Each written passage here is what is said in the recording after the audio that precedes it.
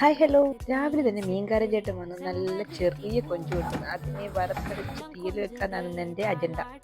അതിനായിട്ട് നാളികേരം നമ്മൾ വറക്കുന്നുണ്ട്, അപ്പുറത്ത് സവാളയും കാര്യങ്ങളൊക്കെ അരിയുന്നുണ്ട്. സവാള, ഉരുളൻകിഴങ്ങ്, മുരിങ്ങയ്ക്ക, പച്ചമുളക് ഇത്രയും മതി. പിന്നെ ഏതാണ്ട് പെരിഞ്ജീരകം, ഒരു സ്പൂൺ പെരിഞ്ജീരകം കൂടെ അതിലേക്കിട്ട് നന്നായി മൂപ്പിച്ച് അരച്ചെടുത്തിട്ടുണ്ട്. ഇങ്ങനെ ആവണം, പേസ്റ്റ് പോലെ ആവണം. ഇനി വെളിച്ചെണ്ണയൊക്കെ ഒഴിച്ച് കടുക് പൊട്ടിച്ചിട്ട് നമ്മൾ ഈ പച്ചക്കറികളെല്ലാം കൂടെ ഇതിലേക്കിട്ട് വാട്ടുക. വളരെ എളുപ്പമാണ് നമുക്ക് ചെയ്യാൻ. തേങ്ങ വറുത്ത് നേരത്തെ വെക്കാമെങ്കിൽ വളരെ എളുപ്പമാണ് കേട്ടോ. അങ്ങനെ അതെല്ലാം വറുത്ത് വാട്ടിയെടുത്തു. പിന്നെ അതിലേക്ക് തക്കാളിക്കായും കൊഞ്ചും കൂടി ഇട്ട് നന്നായി ഇളക്കി കൊടുത്തു.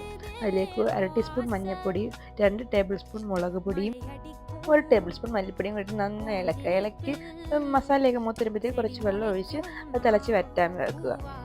ഇന്ന് കൊഞ്ച് തീയിലുണ്ടെങ്കിൽ ഞങ്ങളുടെ വീട്ടിൽ ചോറ് മുഴിക്കത്തില്ല. അതാണ് നല്ല ടേസ്റ്റാണ്. ഞങ്ങൾക്ക് എല്ലാവർക്കും ഭയങ്കര ഇഷ്ടമാണ്. തിളച്ച് കുറി വന്നപ്പോഴത്തേക്ക് നമ്മൾ അരച്ച് വെച്ചിരുന്ന അരപ്പ് അതിലേക്ക് ചേർത്ത് കൊടുക്കും.